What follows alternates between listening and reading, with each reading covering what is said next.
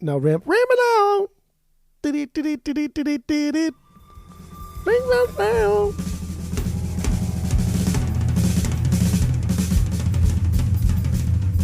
Welcome back to Asinine Radio, a weekly podcast where we talk about music, and, well, that's pretty much it. So, let's go!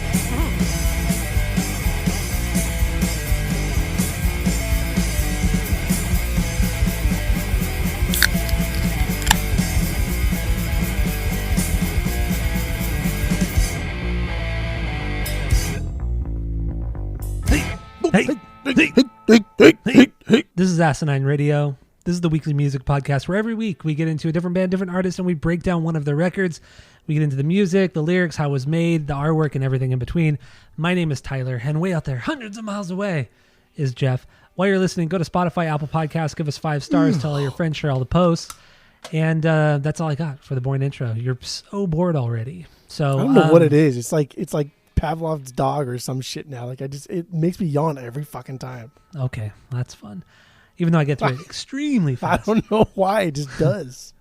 So yes, we are getting into Led Zeppelin. Their second record, Zeppelin 2, or just 2, whatever the fuck you want to call it. Self-entitled 2, untitled 2. I don't give a fuck. So yeah, let's get into this. Let's get into our origin story with Led Zeppelin. Then we'll get into first impressions and then talk about our bangers, stinkers if we got them, and so on and so forth. So what do you got, Jeff? Origin story, go. Bangers, stinkers. Origin story is tough because Zeppelin's a band that was just there ever since I could remember. So like I don't know the first time I heard Zeppelin. My mom listened to it. It's always on the radio. Everywhere you go, there's Zeppelin. But I do have like key moments in my life to where I was like, oh fuck yeah, like I get it now. I enjoy this more. One was when I was thinking of playing the guitar and trying to learn Stairway on which I still have my first acoustic guitar, some like shitty Carlo Ribali that I got for free from Sam Ash. And that was one of the first songs I wanted to learn how to play on the guitar, was just that intro. So let me get that intro down because everybody knows it. It's a cool intro. It's like fast forward several years. And then when I really wanted to buy my first nice acoustic guitar, I bought a Ovation. I spent like $400 on it. And you broke it. And I broke it like almost fucking immediately. But I bought it because I wanted to learn how to play Over the Hills and Far Away. And I can still play most of it now, still to this day. But I pretty much got like the entirety of that song down. I kind of like faked my way through the solo. I've never really been a big soloer. But yeah, that's like the second one. And then like the third one is really when like How the West Was Won fell into my lap. I don't remember when that was, but whenever like we had heard How the West Was Won, that's when it was like, okay, all right, dude, this is like S tier. This is GOAT tier. This is like bigger than S tier. I get it now. And then ever since then, it was just, I don't know. It's weird to say, oh, I like Led Zeppelin. Like, who the fuck doesn't like Led Zeppelin? You know what I mean? I know. I agree. So I don't know. It's just weird. Those are just kind of like key moments in my life, I've guessed, that are coinciding with the Zeppelin history. That's all I got. Yeah. I mean, mine is similar. I don't remember a time when I didn't know Led Zeppelin because of the radio. And also my mom. My mom loved, or she still does. She still loves Led Zeppelin. I remember we had 4 on CD, and then my mom had like a compilation, like a greatest hits compilation. But the compilation was like 2 CDs. So it was the one, were there astronauts? I believe so. That's what my mom had too. Actually, I don't remember the cover, but it was like a double CD. It was a lot of fucking songs. But my mom would listen to Zeppelin all the time, or would they come on like KLOS, that was the classic rock station, or it still is the classic rock station that plays Green Day and Foo Fighters now. But back then they played a lot of Zeppelin. They have a whole hour now, or they've had a whole hour called the Whole Lot of Lead, and the whole 5 o'clock hour they play fucking just Led Zeppelin songs. So yeah, it's something you grow up with. But it wasn't until like early high school or maybe late middle school where I actually got Zeppelin 2 on CD, and then just I really liked that one. But yeah, what really changed it was Houses of the Holy, and then How the West Was Won. So I remember I got How the West Was Won on CD for Christmas one year. It was like senior year of high school. I got that. And I remember I got that senior year, and I remember driving out to San Bernardino where my grandparents lived. and just listening to that, annoying my sister because I was driving her out there. And yeah, and that was just key moments. And just Zeppelin over the years, it's just, you can't get away from them. They're perfect. They were perfect. And most of their records are perfect. So yeah, that's my origin story. I'm sure everybody has similar stories, unless you grew up in the 70s or like you were a teenager in the 70s who actually saw Zeppelin live with, like, I know somebody who saw Zeppelin live a bunch of times. Otherwise, yeah, just everybody's story is pretty much the same. They've always been there. So let's get into, I guess, first impressions of Zeppelin 2, and then I know we have no stinkers because that's just stupid if there's a stinker. No, come on. I got all bangers. All 9 songs are bangers. It was hard. It was hard to rank them too. Like I changed them a couple times. It really, really was. Because even the worst one it's still perfect. It's still perfect. What's the worst one? Ramble On. What? Ramble On's the worst one? Favorite, yeah. Dude, Bring It On Home is my least favorite. That's my 8. That's my number 8. Dude, so. Ramble On. What is happening here? Well, let's get into that. Fuck first impressions. God. Who cares? We already know we love this record. So yeah, let's get into Ramble On. So I think lyrically and everything, I think this is the best on the record. Lyrically and story wise, this is the best. Musically, it has cool. I mean, obviously the verses are cool because it's just like Bonham just like drumming on his knee or just keeping that beat on his leg. It's freestyling, dude. He's freestyling. It's freestyling. But then the chorus drops and it's heavier, and I do like the quiet, loud dynamic. It's really cool. But overall, man, just out of every other song, dude. It's the worst. Let me educate you for a minute, okay? Okay, this is gonna be something stupid. So buckle up, everyone. Fucking amazing acoustics, bro. Like, I don't know if you just didn't listen to them, if you just purposely glossed over them. Amazing acoustics. JPJ, he adds so fucking much to that riff and literally takes nothing away. Like, you don't need a bass part in that amazing acoustic intro. You don't. But he does it anyway because, like, why not? I'm fucking JPJ. I can do whatever the fuck I want. But then you worry, like, is he going to take away from it? And my God, he adds so much texture. He adds so much nuance to it. And that's unreal. And he barely does anything, but he does just enough. Yeah. It's nothing squirrely, it's nothing crazy, yeah. That transition into the chorus, like Bonham just falls into that beat. It's so like lazy Bonham. It's just, it's so gross and pathetic, but it's absolutely perfect. And they just follow form right after. Great at. His beat throughout the chorus is on point. On point. Bonham's transitions, man. Tempo changes, everything he does. It's so seamless. It's like it's so cool. It's so good, man. And then Jimmy Page's little like flute fucking sounding part, that doo-doo-doo. So good. And again, like Jimmy Page as a studio musician, as a producer, he's still coming into his own. He's 25 years old here. He's still learning like the tricks of the trade. You know, the first Zeppelin record was rushed, and so he really wanted to take his time and kind of like get more into it.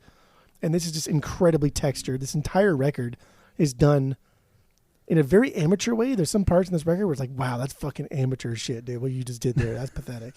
But then there's other parts in this where it's like, wow, that was revolutionary for music. Like people had not even thought of doing that kind of stuff. And I love, I don't know, I love going through that journey with Jimmy Page. And what's so cool about like the making of this record too?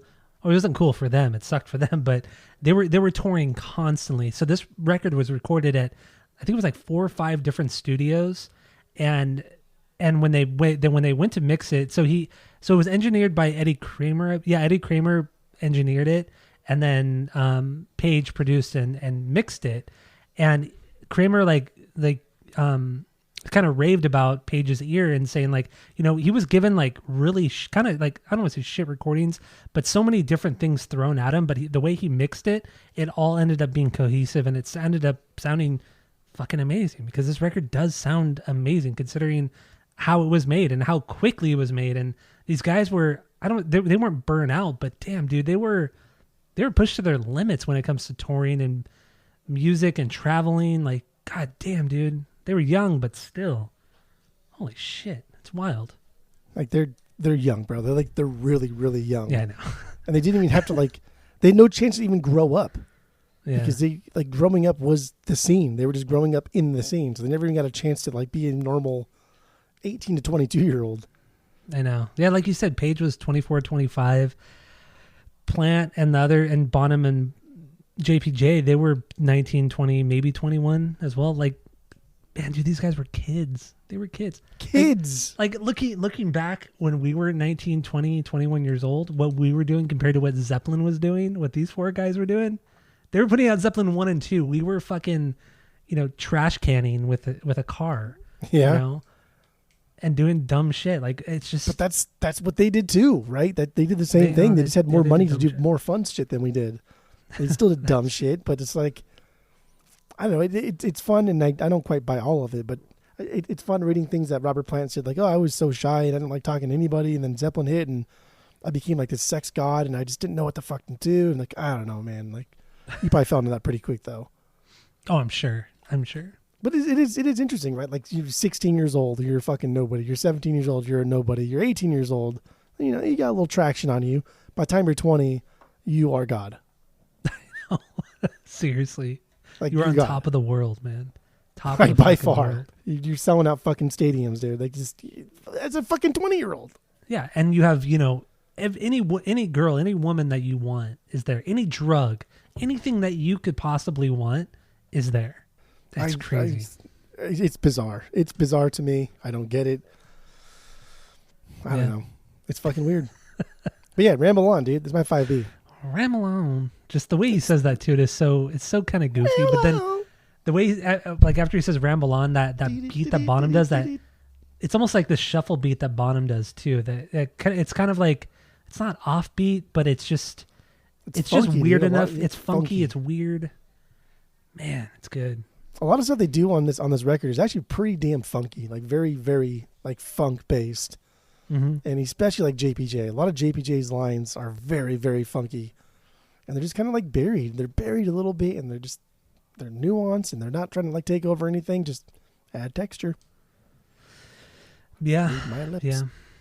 And, lyrically, this is, I don't think his lyrics are anything really to write home. I mean, he's good. I feel like Plant is good. This is his first time.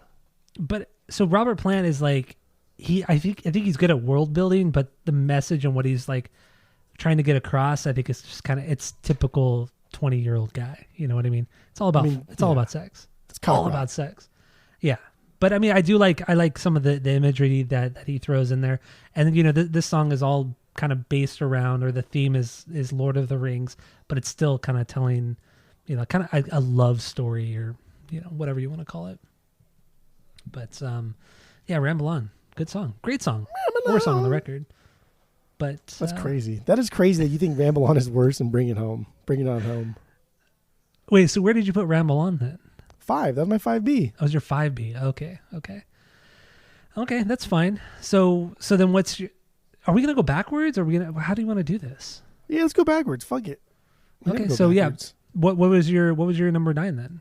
Bring It On Home. The last song. Okay, yeah, that's my number 8 then. Yeah. So what do you got on this one?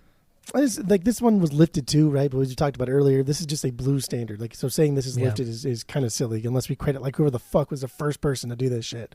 Like, who was the first guitarist to do like a standard 12-bar blues? Then like that's who we should always be crediting. Otherwise, who cares?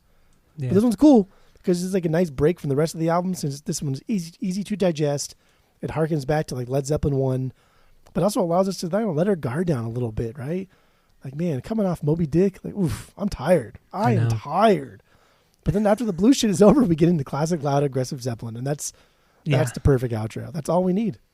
I mean, even when the last like 45 seconds, minute of the song goes back to that blues part, I do like how they round it out with that to end the record that way, even though you get this bombastic, loud, rock and roll, typical Zeppelin thing through, a good portion of the song.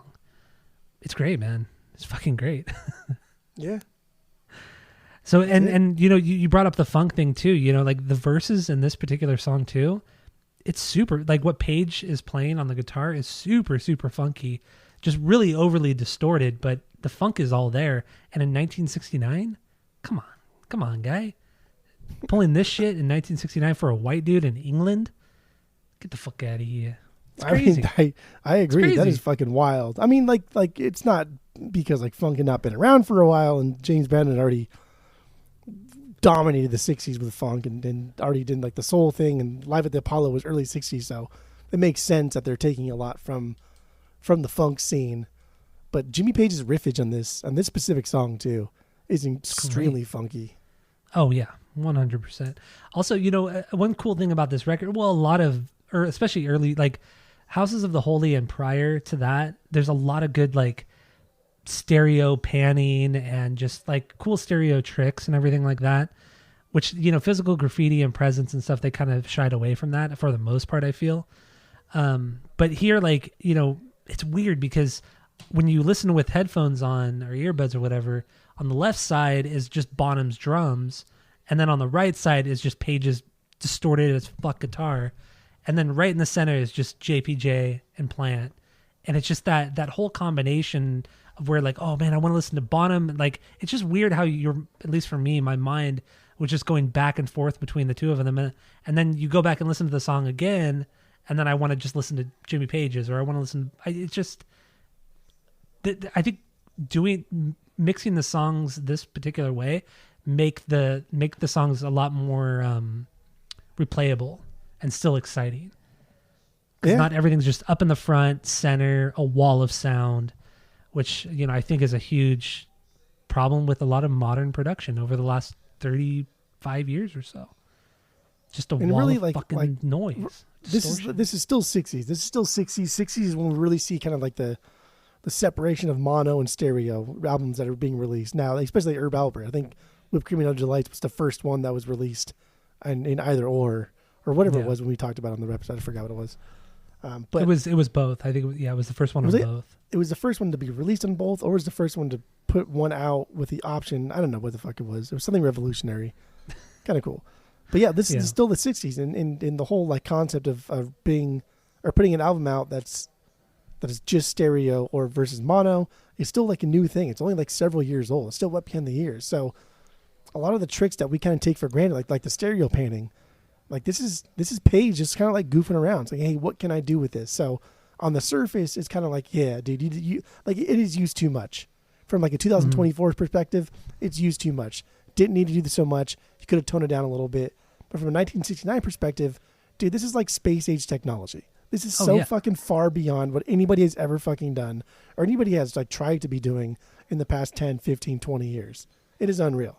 There are some parts on this record where I thought like, damn, I don't know, shouldn't have done that. Especially like Moby Dick. There's a part there I was like, ugh, ugh.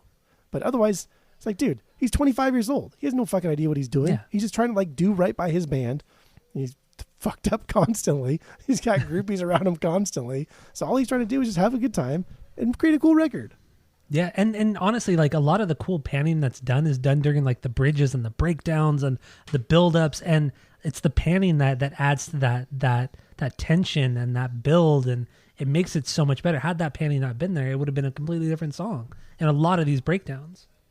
So there's some like hard panning important. Though, like some like hard panning. I think is kind of like objectively bad. Like I think so. Like if you're just gonna turn one thing off and have it go to the other side and turn that off and have it go back and forth like it's ping pong. Like, I don't know about that.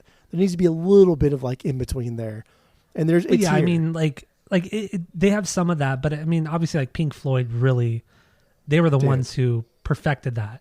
I don't remember which one. I don't know if I would ever say like hard panning is perfected because I don't know if it was the first record or the second record, but there's a hard pan. I think it was Piper. There's a hard pan that is just like that shit is unlistenable. It might have been Piper. But I'm talking about like once you get to Metal and Dark Side and shit like middle era Pink Floyd. I mean what they do with the panning and the soundscapes is just, I mean, they perfected it. Like what they were doing in the late 60s and 70s was just nothing.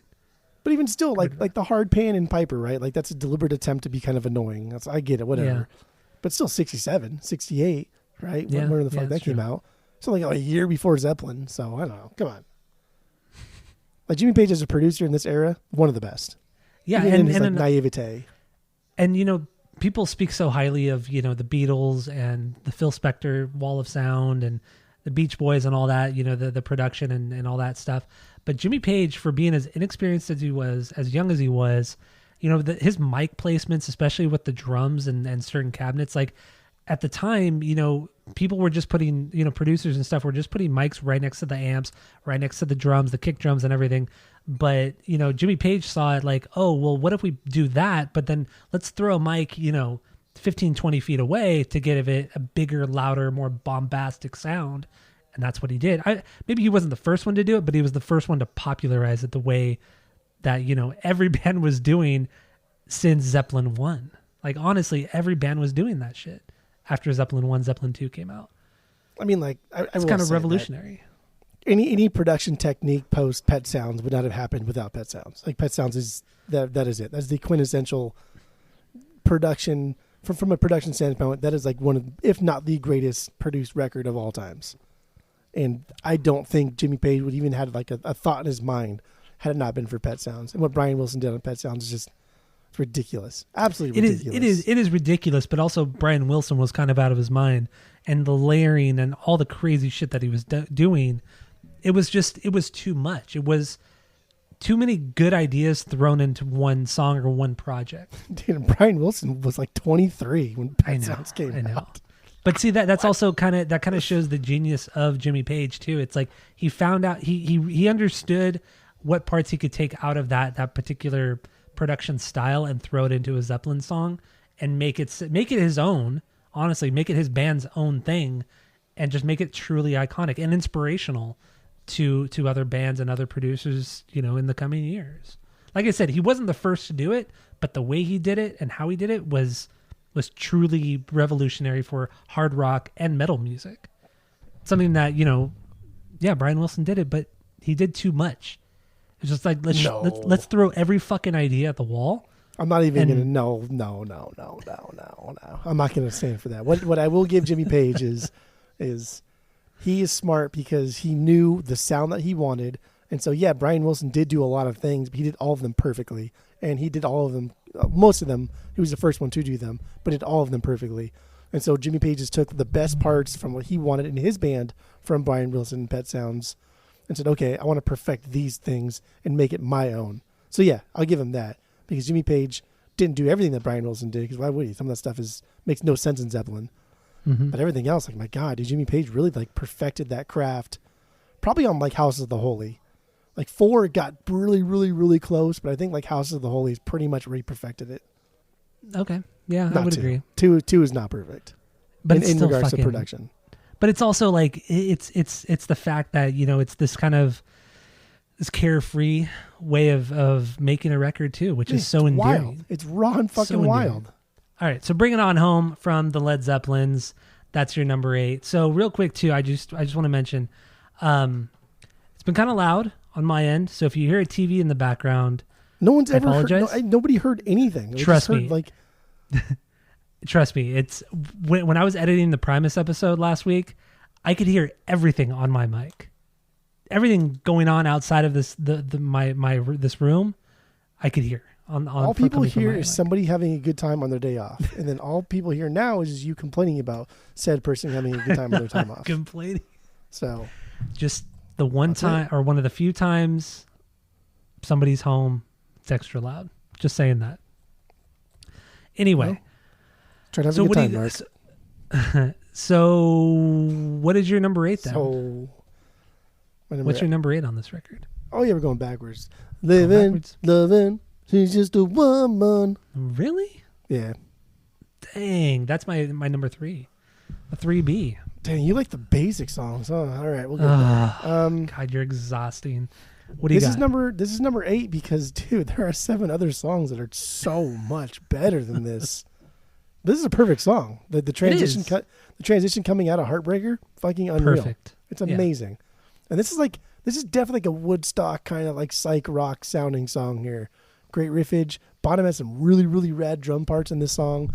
Like, dude just never lets up on adding noise. Like, he's always just making fucking noise, especially from the floor toms and the bass drum. Like, just always making noise. I love it. Yeah, I really like it too. I mean, that guitar line that Page plays it's just so catchy, and it's very Rolling Stones. I hear a shit ton of Rolling Stones in that main guitar lick. I'm not even a big fan of the Stones, but this is I hear it all over the place on this one. Also, with what I like when it comes to how the song was mixed and everything, I do like how on the stereo side of it, each side of on the right and left side, it's the same guitar part, but it's played at two different. Like it's not the same guitar part. What am I trying to say? It's the same notes, but it's him playing the two parts at different times. So there's like a little bit of like an offbeat, and it's very, very sloppy, but it still works for the song, and it just sounds fucking incredible. And also, JPJ's bass lines, they're pretty fucking squirrely at times on this one. So that's all he does is just noodle this entire fucking record. He's just like, yeah, he really does. He knows when to chill. He knows when to just like oh, no one's paying attention. I can just noodle now. That's what he does. I don't know how he talks. I don't think I've ever heard JPJ talk. I don't think I've ever heard him talk either. That's weird. Yeah, I don't think that's kind of bizarre. I don't like that. It's gross. Yeah, it's weird. Very weird. But I also like this is the song that I like sing along to the most, especially that like the living, like that part I sing along to more than anything else on the album. And I think it's because the lead up of the guitar riff, the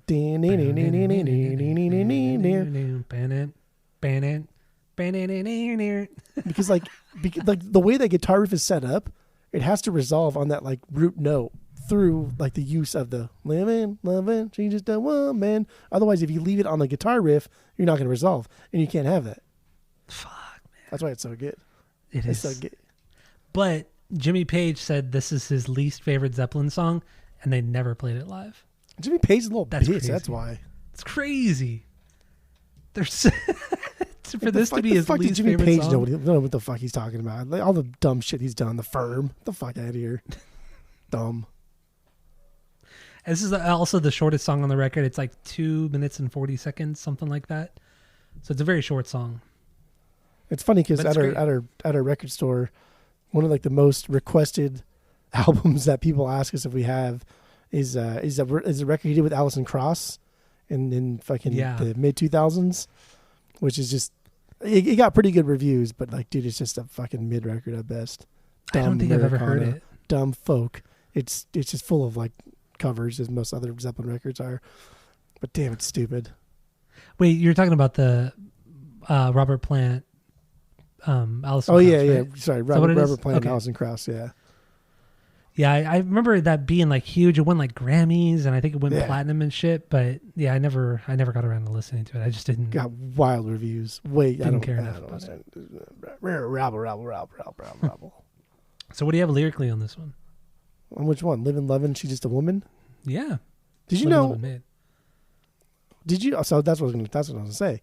One of the best copies. I shouldn't say best. One of the most like sought after copies of Zeppelin 2 is the. It's called like the Wreck copy, and I guess like it was a misprint. The original first press of this is a misprint, and instead of Living, Loving, Made, I think it says Living, Loving, Wreck. Fuck, man, I'm gonna look it up real quick. Really, but I didn't know that. It's such a it fucking same mix as everything. There's nothing different. It's just that one teeny tiny little thing. And as you know, vinyl collectors, right? they get wild about this stuff. But it's like a $500-$600 record. That's stupid. Wreck for just a typo. That's so dumb. Collecting things is so dumb. Yeah, it's called the Wreck label, and it's Wreck replaced with Made, or Made replaced with Wreck. So instead of Living, Loving, Made, it's Living, Loving, Wreck on the label itself, and that alone makes that record worth upwards of like $1,000. Wow! Like, come on, are you kidding me? It's so dumb. But butts are for pooping. That's true, they are, dude. I will say that if that ever came through the store, then I'd probably take it home. 100% you would take it home. You're a fucking collector. Oh man, but like, why not collect the best copy of your favorite records, right?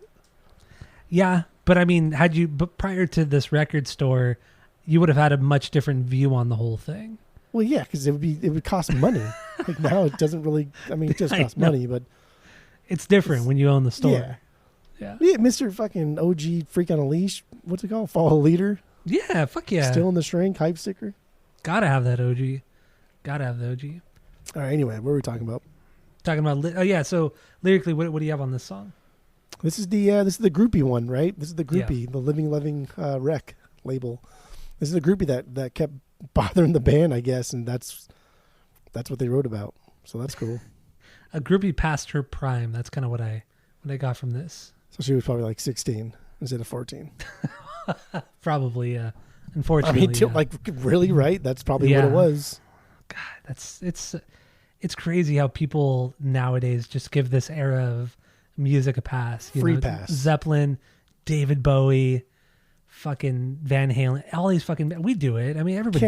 I can't even imagine like if you were just to, I don't know, know the truth for the era of like Motley Crue.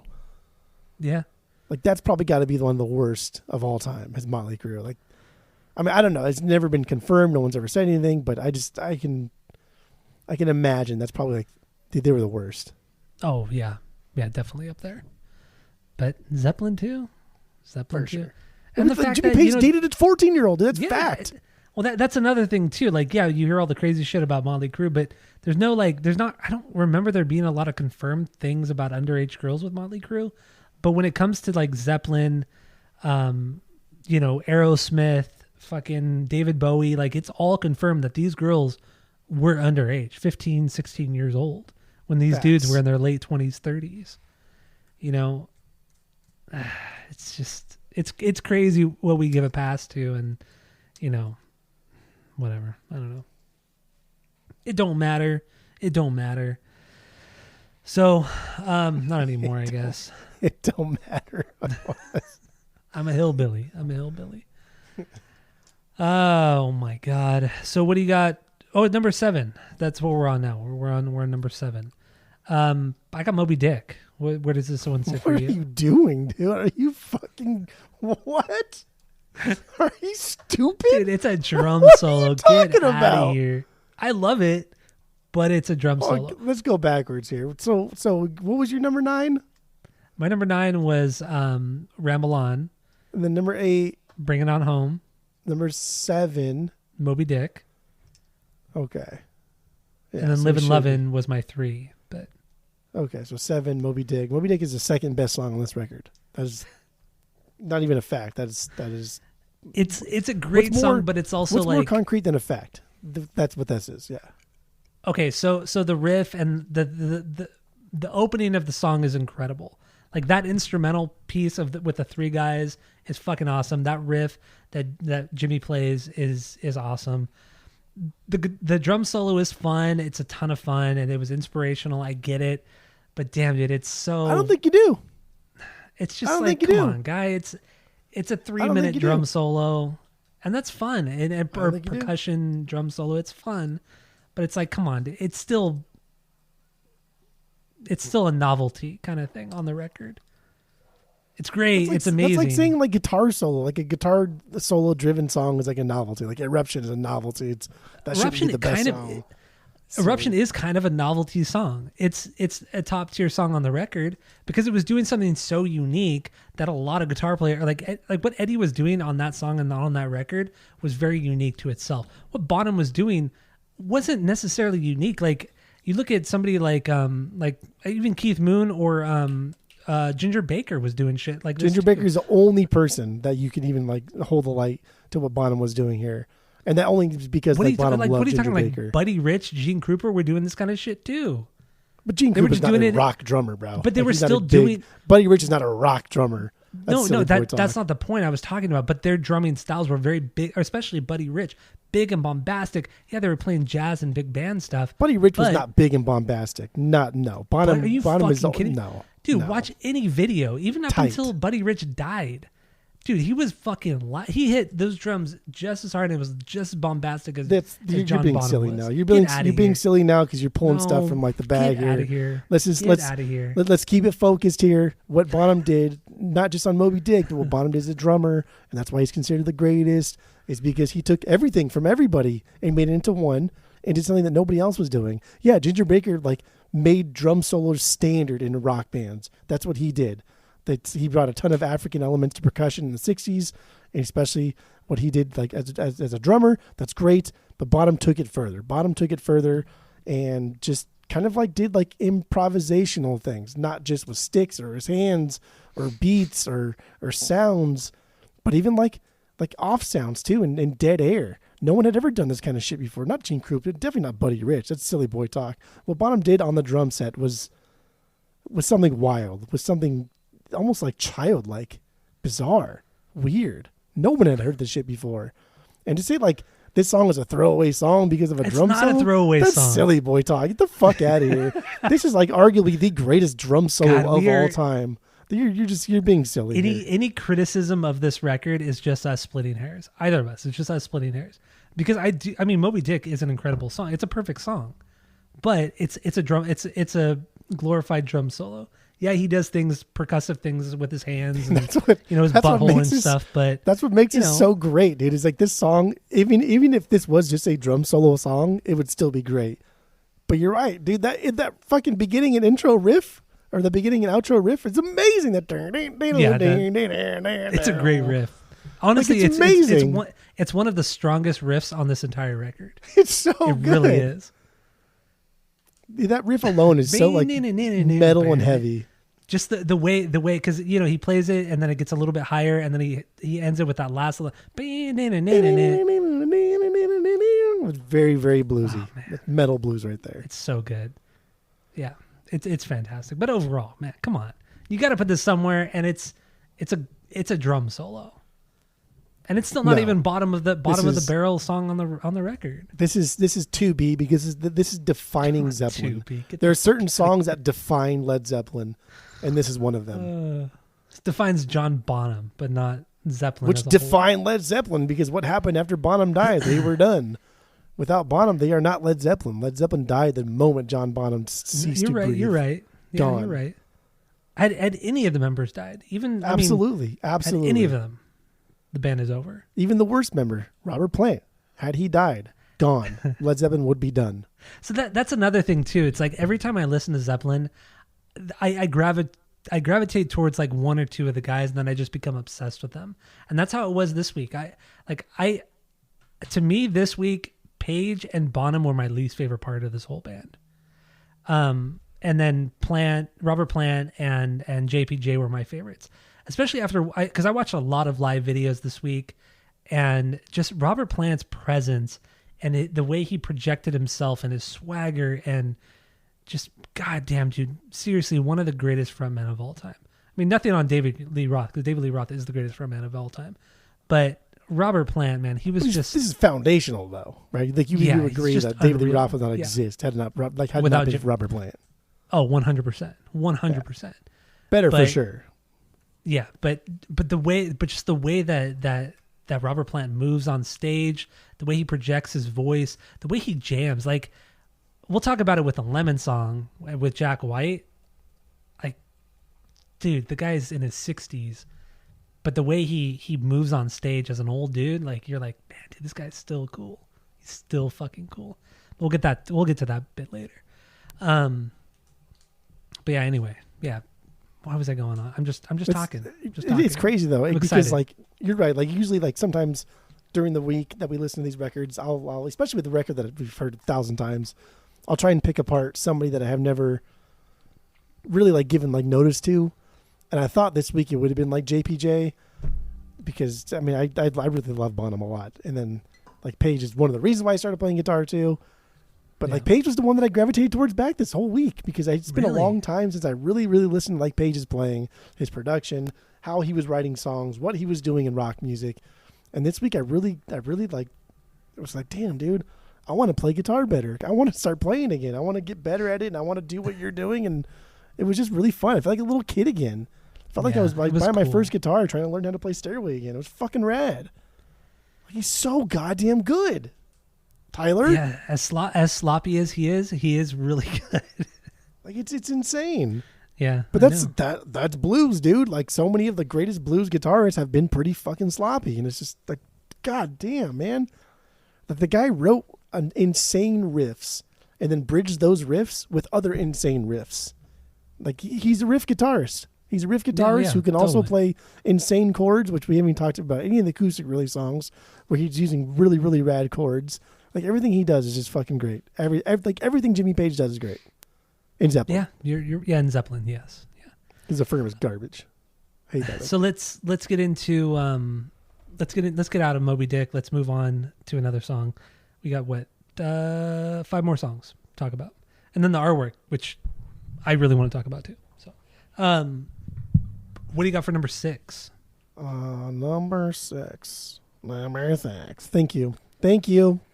Thank you. That's my number 6 as well. Thank so let's get into you. that. What do you got? Thank you. So I love Jimmy Page as an acoustic guitarist. Love him. Thank you. As an acoustic guitarist, he's amazing. I love that he uses like the higher, more like angelic chords without using the low strings. Love the riff here, but he adds like the quick little like low E note here, right? To kind of like add a little texture to the chord progression. So instead of just getting like this normal chord progression and then like thinking like JPJ is going to add some bass tones to it, it's like Jimmy Page can do it himself if he wants to. But it's just like one note, maybe 2 notes in this entire like 15, 20 second little chord progression that he's got going on here. But then like JPJ does, he adds fucking organ harms. Like, that's cool, man.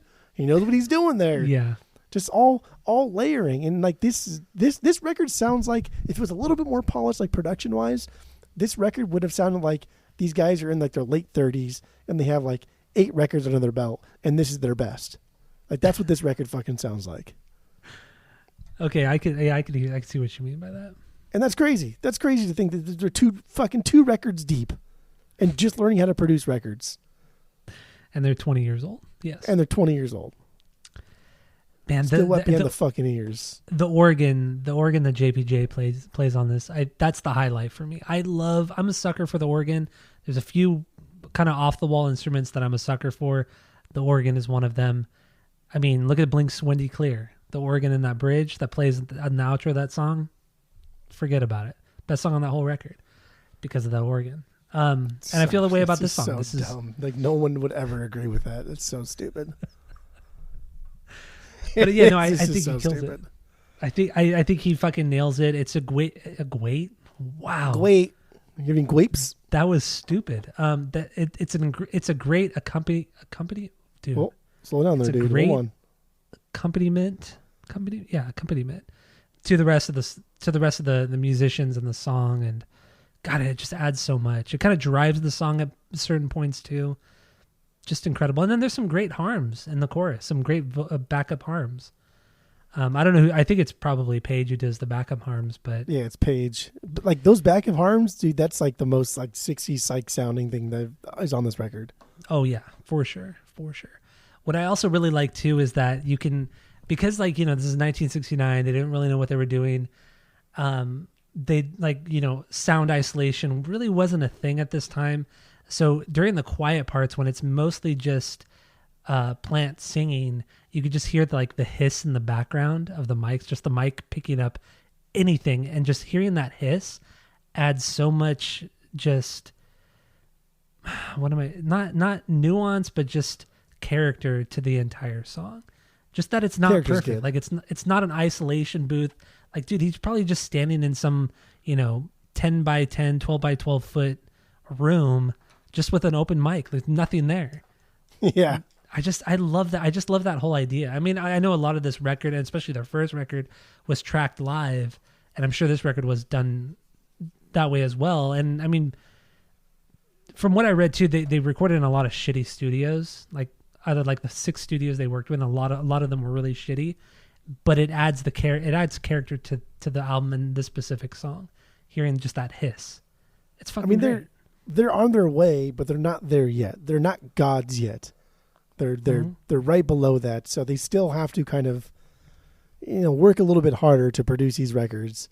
I mean, coming out the first one again, it was like 300 days later this record came out, and they were constantly touring throughout this, so they didn't have like a lot of money or time to really get into it, and to pull off this in such a short amount of time with such a short amount of money, and still being like infatuated by the rock star life. It's still pretty goddamn impressive. Yeah, very, very impressive. Like nobody could do this shit after like being on tour for 300 days and then fucking, I don't know, being introduced to like drugs and girls and partying and alcohol. Like, get the fuck out of here. I would get nothing done. Like, nothing would happen. It's silly. I know. What's like, really getting anything done on my day off?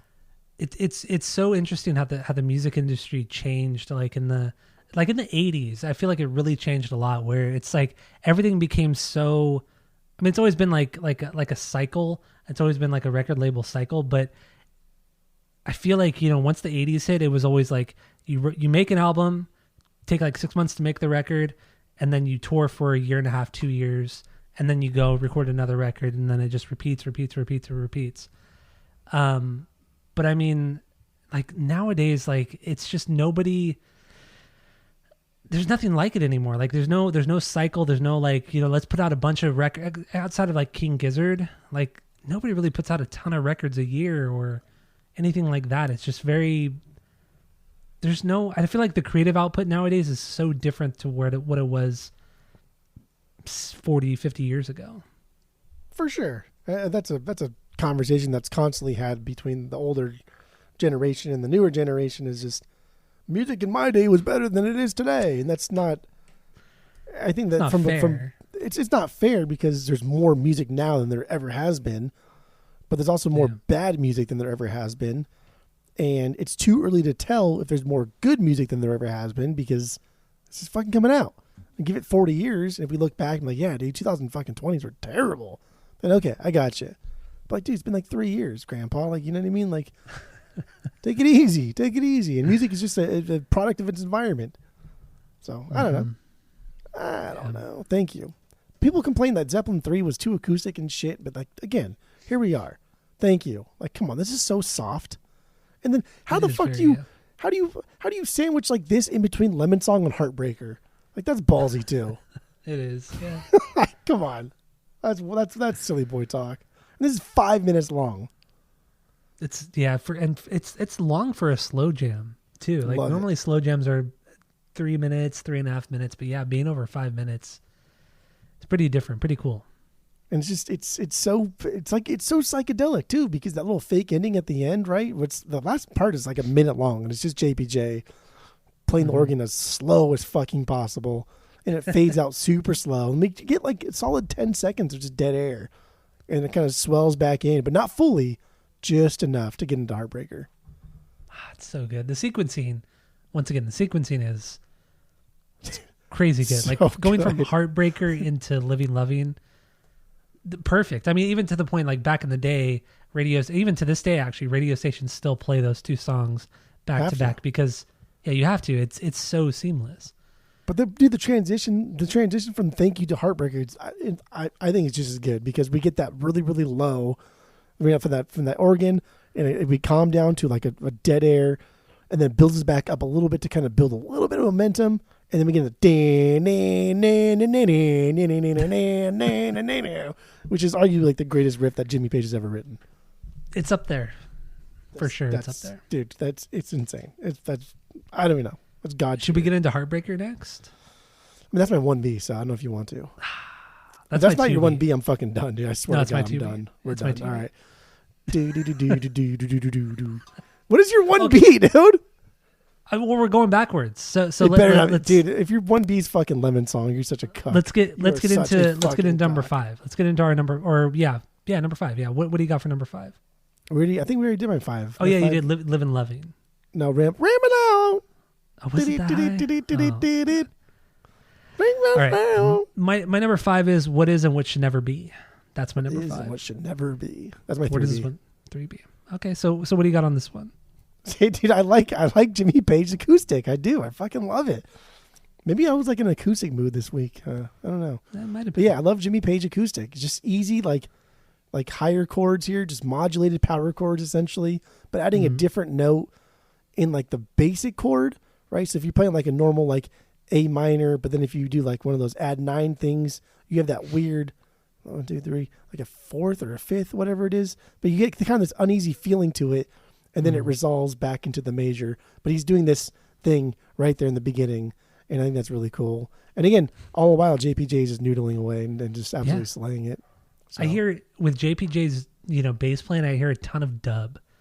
I hear a lot of dub type things going on here. And this is I mean, you would agree that this like predates like dub music. Because that was like mid to late 70s, right? What, dub music? Yeah. Yeah, I think so. Yeah, but I feel like I hear a ton of that with his bass playing on this one. Just the way he kind of like grooves along, and he leaves a lot of like openness and airiness to the songs, but it's still like very, very deep sounding, very, very bassy. I don't know. I think his bass playing is great. I hear a ton of Beatles on this one too. That chord progression in the pre-chorus that's the Beatles. That straight up is the Beatles, and the backup harms that come after that part. It's not a lift obviously, but it's clearly the Beatles were a huge inspiration on that particular part of the song. Straight up sounds like it. I mean, which is great. It's really cool. Like it or hate it, like if you're from the same fucking continent as the Beatles, at the same time the Beatles were exploding, there's Same no country, way that they are not going to be an influence on you. There's no way. I don't Mhm. give a fuck what band you are. Like, there's no way. Yeah, you're right.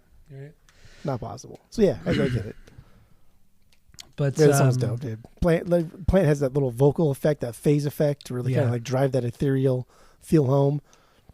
And I love when the music stops and they all just harm with the ooh, like that part. Oh, that part so gets cool. me. It's so good. Then it drops back into the riff.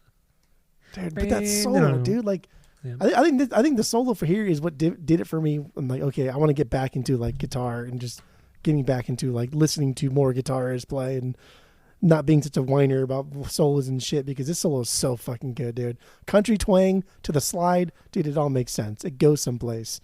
And like Jack White, dude, this sound is right here. And like Jimmy Page is one of his idols, and like Zeppelin 2 is one of his favorite records. Zeppelin is one of his favorite bands. But like this specific song, this specific solo, dude, this has Jack White written all over it. I hear it. Yeah, I do hear that a lot. Crazy. They have the same exact like bluesy approach to riffing, but with like this unique swagger to it. And while Jack White is just kind of like he just writes really good songs, but like really generic kind of guitar playing, where Jimmy Page is like the opposite. He writes, I guess not really the opposite. He writes great songs and a great guitar player. I don't know. Also, I like the use of the gongs during that breakdown. Dude, there's so much gong on this record. There's a lot of gong. I didn't realize how many gongs were on this record. Yeah. Never heard the gongs until this week. But it's so prominent in the bridge or the breakdown of this song. It starts it off and it just kind of like rings out, and you hear Bonham hit him a couple more times, and yeah, dude, it's all over this record. And I know that was like his whole thing, like live, having that giant gong behind his kit. But damn, did I never, really until this week, I never realized how many gongs were actually played on this whole fucking so funny. All the records. It's crazy. And this is one cool that's cool too, because like we get like a whole new song, and it's kind of like started by the gong a little bit before the gong, but the gong is really like driving the new part of the song over, or driving it home. And then like the back and forth channel panning to introduce the next part of the song, like that's really fucking cool. And then we get Chicka Chickas. Gene Page is doing Chicka Chickas. We're getting pop punk Chicka Chickas 1969. Just saying. Pop punk Chicka Chickas. Pop punk Chicka Chickas 1969. That's a song right there. It's something. All right. So do we have anything else on what is and what should never be? I feel like we should at least just say like Robert Plant didn't have like songwriting credits on Zeppelin 1. Oh right? yeah, that's something I wanted to bring because he had like contractual obligations, and so he couldn't. Whether or not he actually did write songs, I don't know, but he has no songwriting credits. So this is his first time really writing songs either by himself or with the band. These lyrics are pretty dumb. They're not very good. So he won't kind of fall into his own, I think, until 4 and Houses. So I don't want to say his lyrics are terrible here. They're all just kind of cock rock. That's it. But he also, term. Also, like, you know, in the lyrics he mentions, you know, his wife's younger sister and knowing about her too, like, you know, sexually knowing about her and all that shit. And then he ends up, you know, having a child with his ex-wife's younger sister. Shit, like boy. In the early 90s and shit like that. So it's just, I don't know, it's crazy. Crazy. It's crazy, but then you realize like these people aren't like real people. They didn't actually have like a growing up and an upbringing. Miss like formative years of their life because they're rock stars, so they're not normal people. Yeah, that's true too. They're not like you and me. It's because we're so normal. Yes, we are very normal. Yeah, I guess in comparison. Dude, I love. You don't like this solo? Boop, boop, boop, it's a great solo. Yeah, Jimmy Page. I mean, yeah, He is. You not think he's a good guitar guitarist? Like, is that what's going on here? You just don't think he's very good? I think he's an incredible overrated guitar player. He's terrible. No, I don't understand. He's not overrated, but he certainly is sloppy. But that's his style. That's what's endearing and great about him is that he could write great music. He could still be a great guitar player, even though he's sloppy.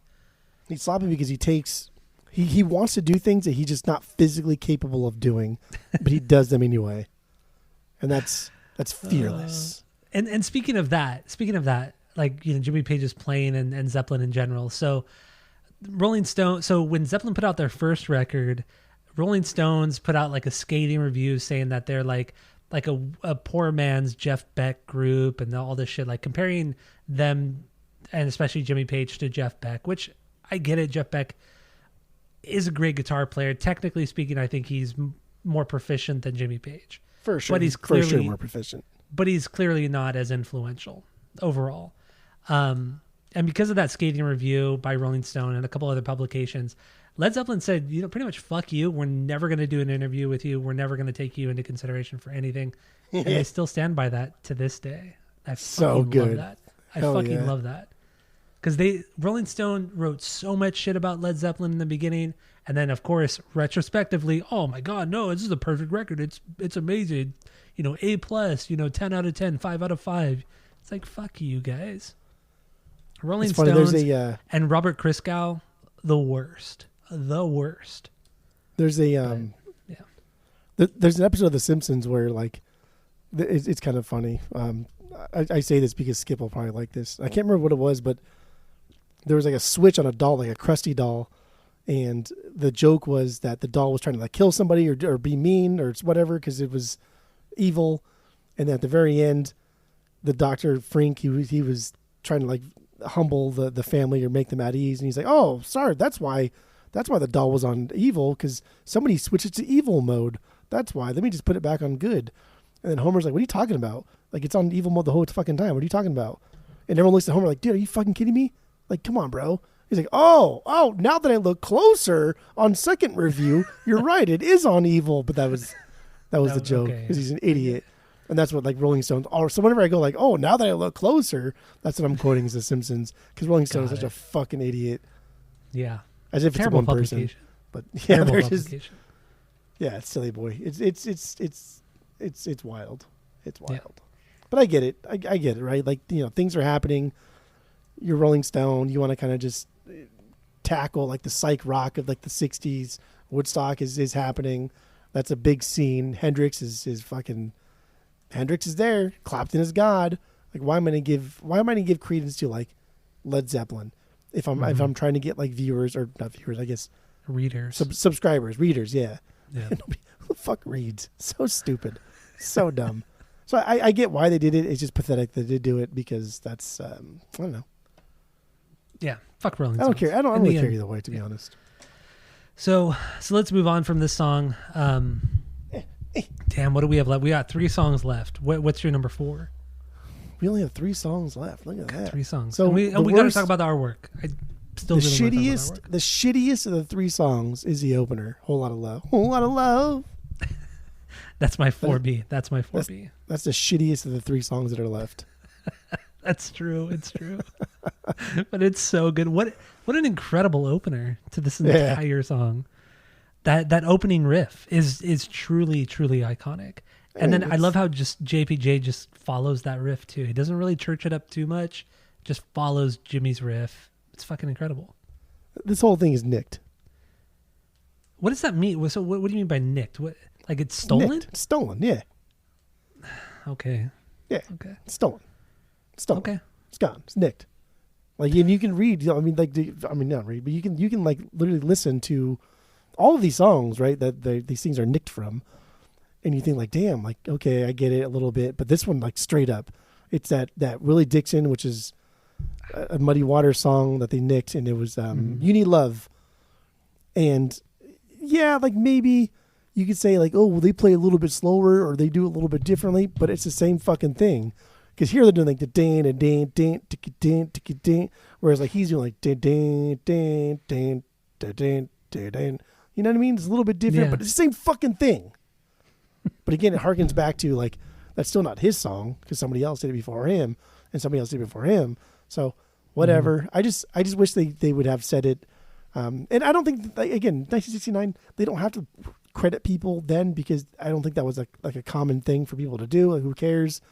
But when asked about it, when confronted with it, they should have just fucking said it because whatever. I agree. Yeah. Like we mentioned earlier, Rolling Stones did it, Deep Purple did it, all the big bands fucking did it. But a lot of it, not a lot of it, but some of it could have come down to like racism. Like, it's just these guys from the South from 30 years prior, who even remembers them? Like we're like a special club. It's kind of like they're gatekeeping something that they're not supposed to be gatekeeping. You know what I mean? And who's going to care because, they're black guys from America. But it's fruit from the forbidden tree, right? So like just because like one person does something wrong, right? If the next person does something wrong because of that wrongdoing, and the next person does something wrong because of two wrongdoings, it's like, dude, you're all wrong. Like every one of you nicked it. Yeah. Oh, well, I totally agree with you on that. But it's just because they made so much fucking money and were becoming so popular. But that does pose a problem. Like, bro, you didn't write that fucking song. So like, well, wasn't that also like Motown too? Like, it's just like all the white guys and they made all the money off of all these other black singers and shit like that. Yeah, it's the same idea. Anyway, but yeah, this Whole Lot of Love. This is my 7B. Low, dang. Yeah, I don't, dude. I have nothing negative to say about this. I have a lot of notes for this one because the song is so fucking good and it's so cool. But this is kind of cool because like you hear, or I was reading when they were recording this, the vocals kept bleeding through the tapes, and instead of like re-recording because it just costs money and time, they're like, fuck it, dude. Let's just add like echo to his vocal effect, and it'll sound like we did it on purpose. And it's like, dude, that's producing. That's producing. Like how is it not producing? I agree. I totally right. Agree. You stumble upon a problem, and instead of like fixing the problem, you see an opportunity. That's what makes a great producer.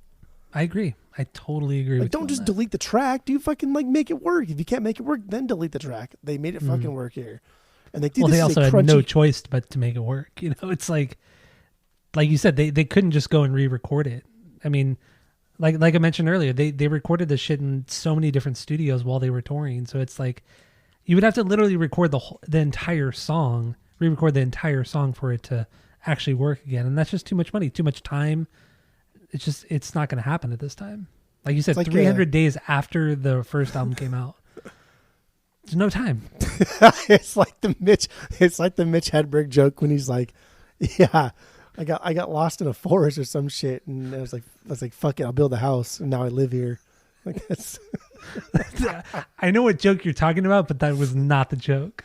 That was close enough. It was like basically making the best out of the situation. Like I got lost in a forest once, so I said like, fuck it, I built a house, and now I live here. It was something like that, yeah. It's such a way to butcher a joke, but it God damn it. I gotta look at that joke up again. It's good. But yeah, dude, this is a crazy, crunchy, hard rock metal song. This is pretty heavy for its time. Definitely an inspiration on Sabbath and like the metal scene.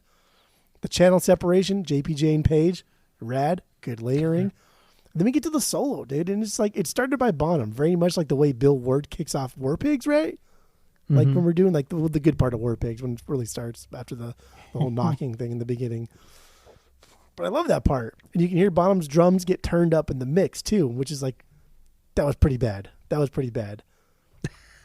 Like you can hear every little fucking sound, yeah. But like Bonham's playing drums, right? And also when it's like a part, then just also like, dude, they just turn it up. It's like, damn, dude, you just got objectively louder. Like, okay, you could hear every amateur shit. You could like almost hear his foot hitting the pedal of his hi-hat. And then the hi-hat just it's so fucking loud. That's amateur shit right there. Like it's so good though.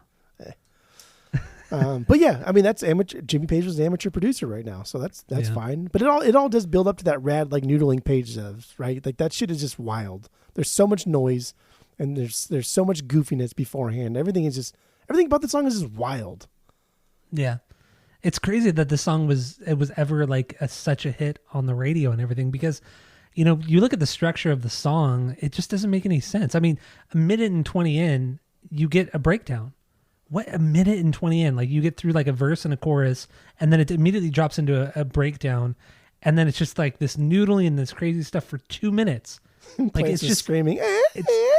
It's all this crazy stereo panning, this weird guitar, like quirky shit going on, all this quirky shit going on. Like you said, Bonham's drums really fucking loud in the mix. And then at 3:20, literally 2 minutes later, it drops back into like a verse and a chorus. It's crazy. It makes no sense that this song ever became as popular as it did. It doesn't fit any sort of pop convention or any like typical pop song structure. It just makes no sense at all. Dude, Jimmy Page's guitar tone on this is so dirty. Perfect. It's so nasty. It's a mix of like a warm, bright Brian May with like an aggressive edge. Like if Brian May took his like Queen tone and then like punked it up, made it just dirty. Like that's what it sounds like. It's perfect. It is. I know the dogs are barking right now, so you probably turned off your mic, huh? Wait, I'm not talking about. Can you hear the dogs barking? I can hear the dogs barking. Yeah. Are they barking loud? I guess they always bark loud. Well, yeah, they always bark loud. Yeah. But yeah, so yeah, a whole lot of love, man. There's really nothing more to say about this one. Lyrically, it's just him being a horny dude wanting to fuck a girl. Really, sexy stong, 70s style. Sexy stong, yeah. Stong. Dude, we should do Cisco on the pod. Oh man. What was that Year of the Dragon? What was the name of that record? I don't know. I would never be able to tell you what that record title was. Dude, that'd be so fun. Dude, that'd be kind of fun to do the thong song or do that record. And then only talk about this. Baja Men. We could do all these stupid fucking things. Yeah, Eiffel 65. Yeah. Ferdinand. No, okay. Back to fun stuff. So a whole lot of love. Opener, great fucking perfect opener, honestly. Perfect opener. So what do we have left? 2 songs plus the artwork. 2 songs plus the artwork. Also just like kind of like quick too. Something kind of sad, but isn't it kind of like crazy that Eddie Van Halen like modeled his entire like persona and guitar playing off of like Jimmy Page and thought like I could do that, but I want to do it my way. Became this god in his own right, but then still died before his hero, like before his idol. That's kind of sad, huh? Yeah, it is, huh? But I mean, thought about that like hours before we potted. But Van Halen, Jimmy lived hard too. But I feel like Eddie lived hard his entire fucking life. Dude, I thought it was kind of sad. It's like, damn, man, I want to be like you. He achieves that, if not more, and then dies before him. Yeah, it is kind of hard. Some of these old guys fucking to live so long. It is kind of weird to think or it's also weird to think that Jimmy Page and Eddie Van Halen, as separate, just like musicians, I feel like they're on par with each other, like inspirational wise. They offer so much to music. They offered so much to music that it's like it's hard to say one is better than the other. They offered different things to musicians and guitar players and music in general. God, they were so good. Yeah. So good. I mean, Jimmy Page is top 3 for me. Top 3 guitarists all time. He will always be. Eddie, top 10. I think Jeff Beck is top 10. Like we kind of alluded to earlier. Yeah. Like Jeff Beck was just really, really good at like everything he did. But there was no, like, where's the personality? Where's the pop? You know what I mean? Like, it was too perfect. It's like Steve Vai, amazing guitar player. But I would never put Steve Vai like in a top 10 or top 20. He's too technically good, too technically proficient. Joe Satriani, Joe Bonamassa, Yngwie Malmsteen, amazing guitar players in their own right. But they're too good. There's no personality there. But then you hear like Yardbirds, and they did that record it was like Yardbirds, Have a Rave Up with the Yardbirds. Yeah. And the first half is Clapton, and the second half is Jeff Beck, and then you realize like, holy shit, I get it now. Like Jeff Beck is psych rock. Jeff Beck invented psych rock on the guitar. There would be no Zeppelin had it not been for Jeff Beck joining the Yardbirds and telling Eric Clapton, "Yeah, you're fucking done, bro. This is my band now." Clapton is so overrated. It's so frustrating how overrated that man is. I'd still throw Clapton maybe in a top 25. I'd probably still throw him there, just because he was a really good fucking guitarist. He was, And but did a lot in of cool shit comparison- outside of just like his solo stuff. But I might throw him like a top 25. okay. I guess if you're going to throw him in with like guitar players of the 60s and 70s, then that's fair, I guess. But even still, he's still wildly overrated. Absolutely, he is not God. Nat, he is God. Nat. So yeah, we're down to the top two here. So what do you want to talk about first, Heartbreaker or Lemon Song? Let's talk about your top song, Lemon Song, that week, because that's objectively wrong. And then we'll get into the actual true greatest song on this record. Oh my God. So yeah, Lemon Song, this is a cover or almost like an interpolation of the Howling Wolf song, Killing It's Floor. a fucking cover, dude. Like, get out of here. But it's way better than the Howlin' Wolf song version. It really is. It really, really is. And Howlin' Wolf is great. I mean, great songs. It's just, dude, the way Howlin' Zeppelin Wolf did this version? is great. Yeah, I did. Oh, absolutely. Killing Floor, yeah. How do you not think it's the same fucking song? I mean, the riff is there and everything's, but It's the same fucking song. but Zeppelin did it. They added so much of their own flair and their own touch to it. Come on, man. It's so different. It's so different. It is not so different. It is the same pretty song. fucking They just like Me First and the Gimme Gimmes It Out. That's it. Same fucking song. So why do It's you a hate cover. the song? What is it, your 2? Your 2B, My right? 4B. The song's fantastic. You're dumb. Dude, this song is great. This is my favorite Led Zeppelin song.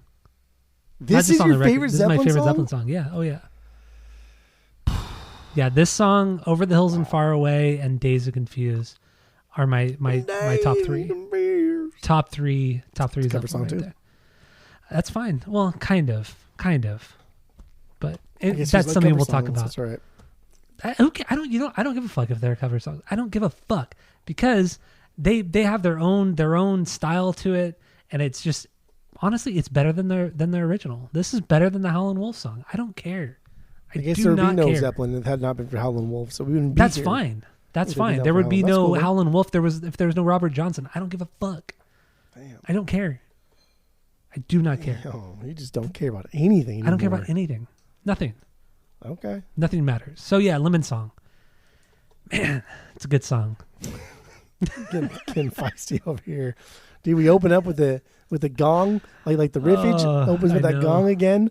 Dude, JPJ's bass line follows the riff, but it's actually pretty funky, very clean, very noodly.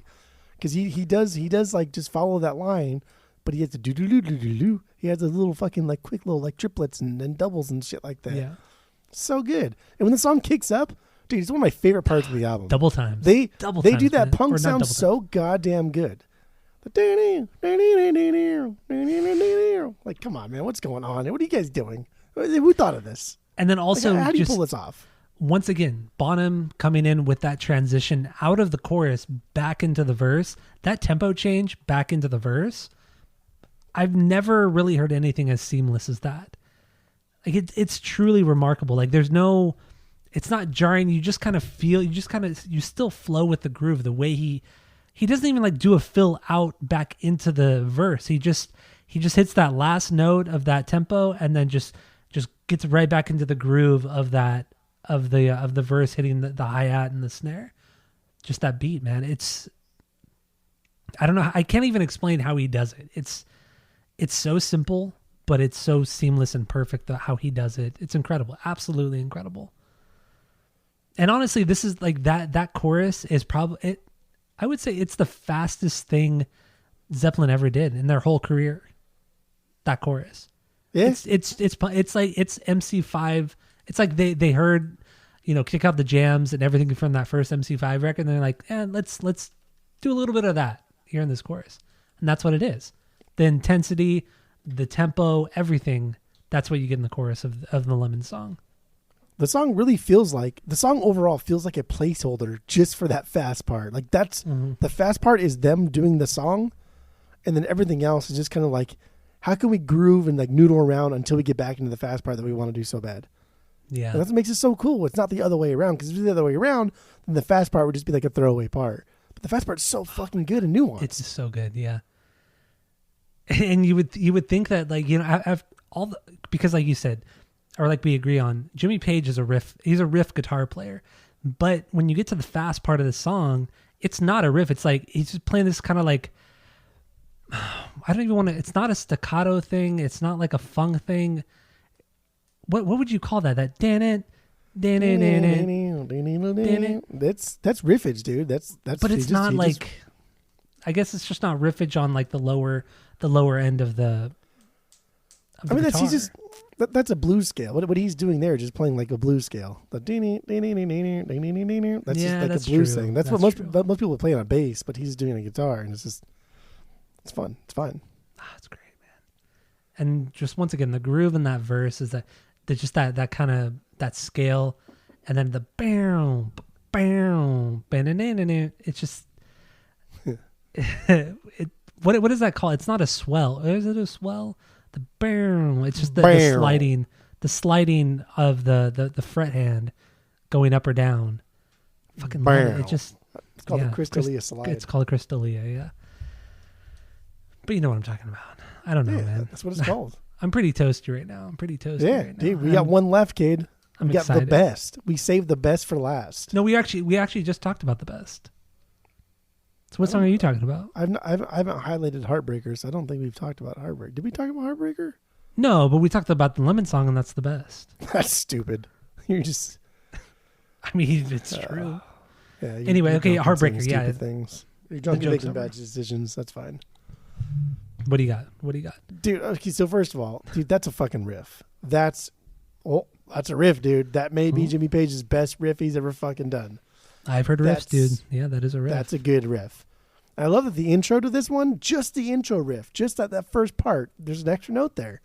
He had an extra note there. He starts off with a little bend, and every time he does that elsewhere throughout the song, there's not the extra note there. So it's kind of fun because when you get into it, and it took me like a long time, like listening to it throughout the years, to kind of realize like, oh yeah, there isn't a fucking extra note in that first little riff there. But that's fun. I don't know. For whatever that's worth, a little throwaway thing.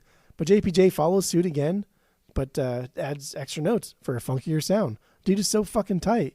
And then we get slides. We get barrels. We get slides here. A lot of that, especially on the bass. Oof, dude, JPJ riff, killing it with those bounds. Heartbreaker is two things. Heartbreaker is the riff and the solo. I mean, you talk about like, oh, I don't like Moby Dick because it's a drum solo. Like Heartbreaker, this is a guitar solo. This is a guitar solo song. That's what's happening here. That's it. Yeah. That's it, dude. Damn, dude, the guitar solo is so sloppy. Like I would throw this up against, Tony Iommi, but Tony Iommi just like, fuck, what is the Sabbath song right now? What am I trying to think of? What song is that? No, the Sabbath song where it's just Tony playing the solo by himself. Nobody else is playing, it's just him playing. What is that song right now? Fucking no, dude. Oh my god, what is that song? I think it's just off of their first record. But anyway, it's the same idea where it's Jimmy Page here is just playing by himself, nobody else is playing, but it's so nasty and gross sounding and it's sloppy as fuck. But damn, dude, when Tony Iommi does it in Sabbath, Tony's a better guitar player through and through over Jimmy Page. It's not about. I mean, Jeff Beck. We just talked about Jeff Beck's a better guitar player than both of them. Yeah. But like we talk about like heart. Like where's your heart at? How good of a songwriter are you? To say that Tony Iommi was a better songwriter than Jimmy Page is silly. That's silly talk. But yeah, he's a better guitar player for sure.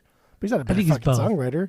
I think he's That's why I forgot. You think Tony Iommi's like the greatest guitarist of all time? I think he's better than Jimmy Page. Idiot. Yeah. So I think. Oh God, you just say some. I think like the first four Sabbath records compared to like the first 4 or 5 Zeppelin records.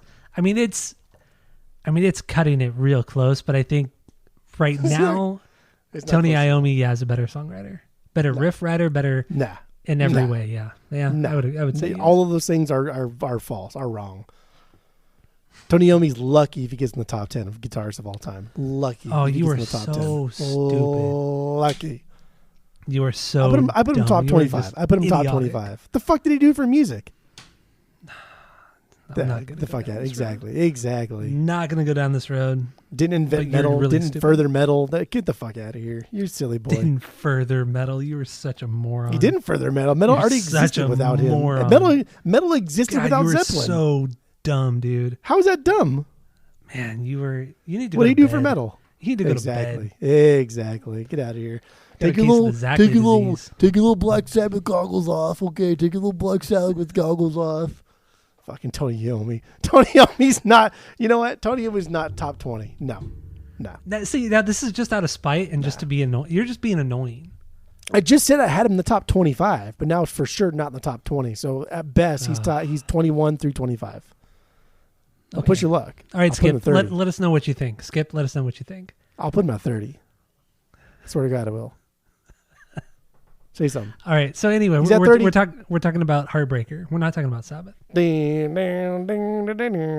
Anyways, even when they transition to different parts, it's still just like the riff in different forms, right? It's either like muted or it's key jumped.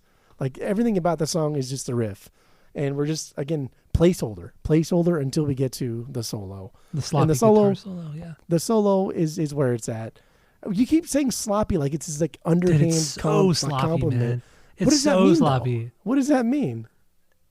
Dude, he could barely keep it together. You could But he does barely keep it together. differentiate between the notes he's But playing. he does keep it together, though. That's the thing. He does keep it together. He does, but barely. And yes, that is What his does charm. barely his means charm. nothing. They barely doesn't mean anything. As Vin Diesel says, as a great Vin Diesel said, doesn't matter whether you win by an inch or a mile. Winning is winning. If he barely kept it together, he kept it together. Dude, you mouth every note to this song, every note to this solo. You know, I mean, at least I do. I don't know, but like I know every fucking note that he does here. And when he's like, I don't know every note. I go when he bends those notes. Dude, we're talking that's Eruption, dude. That's Eruption before Eruption. Like everything that any guitarist has done after this is because of this fucking solo. Jimmy Page, this could be like the greatest solo of all time, save for like the Stairway to Heaven solo, which is so iconic and also so overplayed and also so exaggerated. But god damn, it's a good solo. It's a great solo. But this is solo. one or two, dude. What's interesting about the solo too is they recorded this solo after the song was already done. Yeah. And they recorded it at a different studio. So the tone of the guitar is different. And I didn't notice, and I never nudist. Nudist. That would be cool. As if like it's. So here was the thought process with that one, right? Like, what is the past tense of noticed? Oh, it's nudist. Oh my God! Why would there be a past tense of? Why would it be even more of a past tense than noticed? That sounds different plane. I'm on a different plane there, dude. Whoa there, dude. Idiot. Oh man! I nudist it this time though. I nudist it after I read that. I nudist it. We got to drop that into our whole asinine radio lore. But damn, that was stupid. It's just funny. It's just funny that I honestly thought, like in my mind, I thought, what is the past tense of noticed? So it's not nudist. That's the worst part. It's the fact that I thought there was a past tense of noticed. So continue the joke. No, that was the joke. I know you said it before, and I think it's so silly. It's so silly that you would put Tony Iommi in the top 10 of guitarists of all time. I would put him above Page. Yeah, I would. That's why it's so. This is your dumb fucking thing with like anti-pop as being the best Primus album. Like that's just stupid. It's not that. It's just that you were just such a cuck to pop music and music history in general that you, just because Jimmy Page is like always viewed as like the top guitarist, like you gotta believe he's the best. He's not guitarist top. ever. He's not top. Or he's like top five. Okay, whatever. But you know what the point I'm trying to make. You know the point I'm trying to make. Who do you think is the top guitar player though? Just because, like, well, you're saying that just because people keep saying it over and over, therefore I think that it's true. Gotcha. Yeah, you believe it. Yeah. We're on the other side of the coin, and any your deviation rational to ideas that are fucking wrong. You're like a flat earther is what's going on here. Like, just because everyone tells you the Earth is round doesn't mean. Which, although I've never actually seen the Earth from space, so how do you know? I can't definitively say. You're right. How do you know? I cannot definitively say. Wait, did you see the Deftones thing at Coachella? Speaking of flat Earth. God. Oh no! What did they do? Was it good? No, I didn't see it. So Steph, the guitar player from Deftones, he's like he's a hardcore believer in flat Earth. Yeah. To the point where like now I feel like he just tries to troll people just to piss them off. So at Coachella he wore a T-shirt that said like Flat Earth Convention, Las Vegas, Nevada, or Flat Earth Convention 2023. Like it was like this like elaborate shirt that he wore, and like all the comments about Deftones playing at Coachella is simply just about his shirt and not about the band playing, because everybody's so mad about his flat Earth views.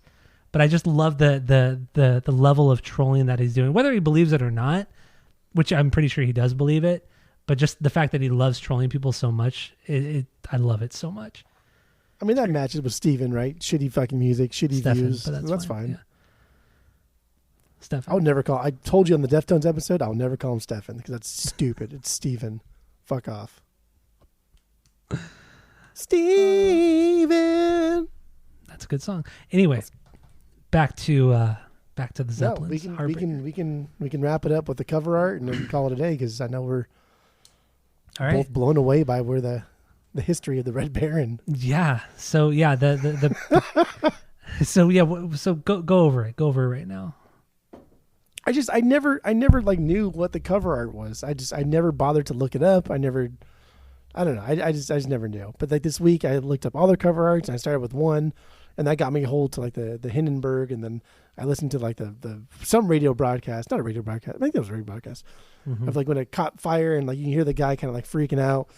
And I don't know the other word to use, but it's always fun for me to listen to old recordings like this, because things are so devastating to these people, because they have not experienced like war on the sense of even like World War II or 9/11 or things that are just so like catastrophically horrible.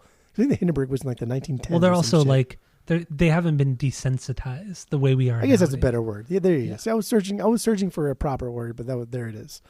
And then that brought me to the Zeppelin 2, and Zeppelin 2, going through that one and realizing that it's based off of an actual picture of the Red Baron. And the Red Baron is somebody that we've heard that name throughout our entire lives, right? Like I've heard the Red Baron when I was like a child, but I never knew that the Red Baron was not American, for one, and I never, right? Like, did you?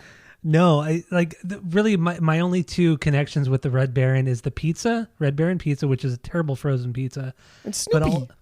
And Snoopy, yeah, from the Great Pumpkin, the Snoopy thing in the 60s. And there's a whole fucking scene in that movie of Snoopy as the Red Baron getting shot down and all that kind of shit. And yeah, I would have thought, this is in the 60s when this was made. I would have thought this is a American war hero, but no, this is like a German fighter pilot from World War I who got shot down over France. 80 fucking kills. 80 kills. Like, kills. That's insane. In air. Did you read about his younger brother who died like a couple years after the war, like non-war related, but he died a couple years later? But his brother had 52 kills. Dude, wild. Their entire squadron was just fucking full of just aces. Yeah. Yeah. And I don't know if it's weird to like root for the Red Baron in any way, I guess. I don't know, because he's German and in like World War I. It's weird, but like, dude, that's fucking rad. That's cool. Dude, slayed. So it was like, so the Red Baron led the Flying Circus, which was the whole group. I don't know how to really kind of label it, because I know really nothing about military history. Yeah. But that was their squadron. But that's the picture. That's the picture we see where the Zeppelin faces are superimposed over their squadron's face, and then that's where the cover art comes from. But I think like overall, it was fascinating reading about the Red Baron. It really was. And I don't know, like the whole, like, I don't even care, dude. I don't care like what era you're from. Like fighter pilots are cool. It just looks cool. Like ace combat and that kind of shit. Air combat is fucking cool. Dude, I think like planes in World War I went like 100, 120 miles an hour. Like that's it. So another thing I wanted to bring up about this too is like, so yeah, he was on the German side, so the bad guy side, in World War I, and so he was flying over France. He was chasing another guy. I forgot the guy. It was a Canadian guy that he was chasing after, and he was shot from the ground. And the bullet that hit him, you were telling me more about the actual bullet that hit him. It's about the size of somebody's middle finger. And he's a 303. It's fucking huge. It's a big bullet. So it went through his side back, like his right side back, and shot out his left nipple.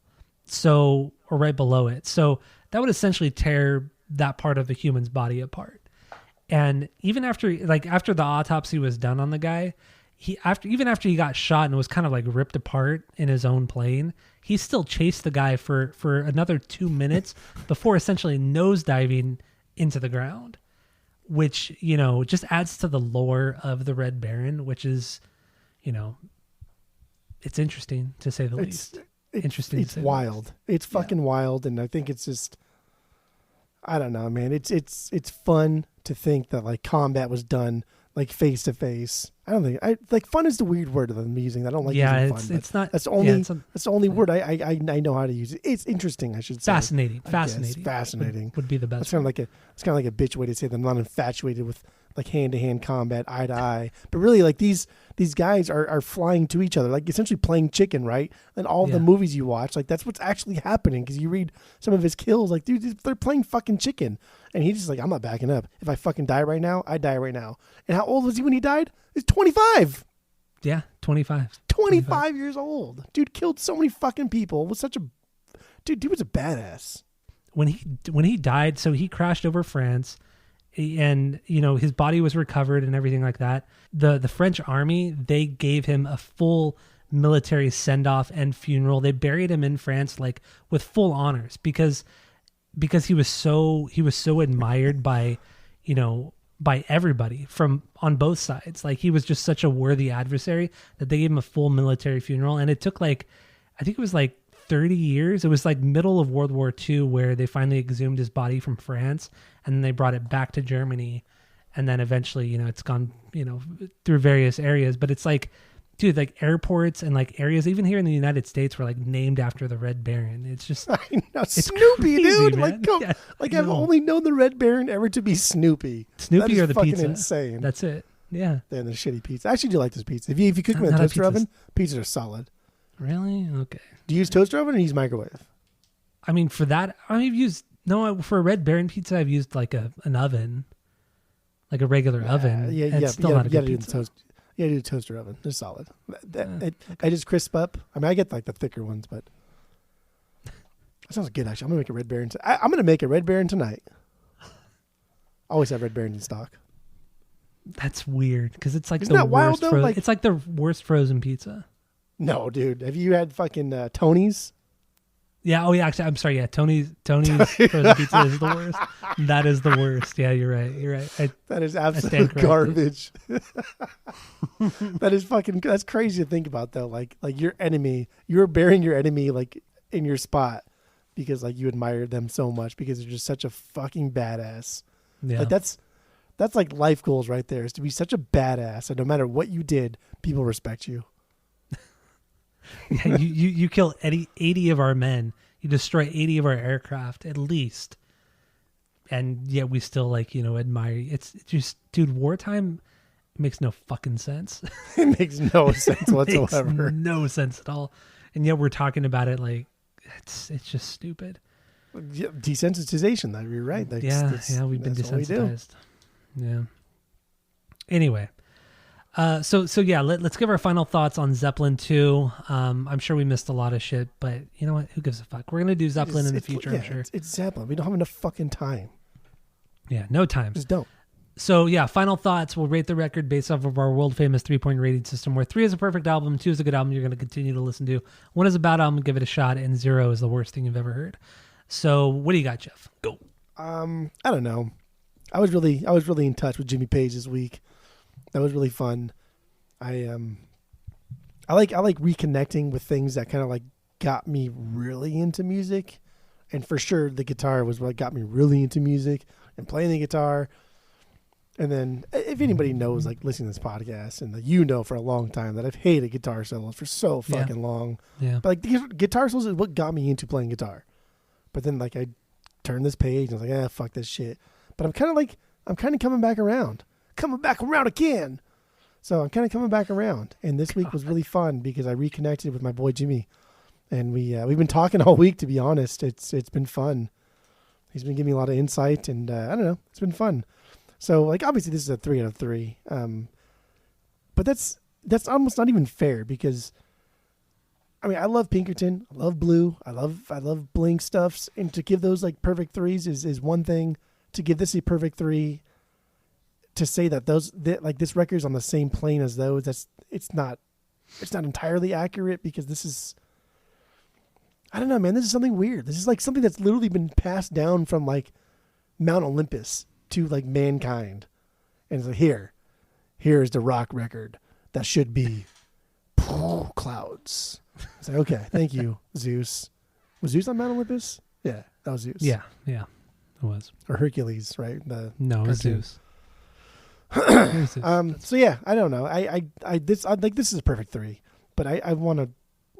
It's more than that. It really is. It's really more than that. It's better than that. I don't know. That's all I got. Okay, perfect three. Yeah, I mean, I really have nothing more to say. I think the reason why we put these bands like Zeppelin and Sabbath and Hendrix and all this kind of Beatles on such a pedestal, they popularized what was already so good, and they did it when we were children, when we were growing up. So we saw our parents loving this. So like, I feel like subconsciously we see our parents and adults loving this music so much that we automatically put this type of music in this like God tier, which, you know, I don't really see as fair, because, you know, like you said, we view Weezer and Blink and all these bands from the 90s and early 2000s as just these like amazing bands, but not as good as Zeppelin, but they really were. Like, maybe not technically, they weren't as proficient in some aspects, but the way that they developed the musical landscape is just as important as it was in the 60s and 70s. It's just because we weren't born and raised with it, we view it differently. But it really is the same thing. And you think you think like Blink and Weezer developed the musical landscape in just as important of a way that Zeppelin did? I think in a way, yeah. I think in a way, yeah. All right. I think I'll leave that for the listeners. Okay. Well, no, but I mean, oh God, dude, we don't have to go down this road. I don't know why I'm even talking about this. We're so late in the pod, it doesn't even matter. This is a perfect 3 out of 3. I don't give a fuck. It's perfect 3 out of 3. I'm just trying to fight with you for no reason. There's no reason for this. There's literally no reason for this. I just want to fight. That's all it's funny. Usually it's like the other way around. Usually it's me doing that thing, but now it's you doing that thing, and it's fun. That's good times.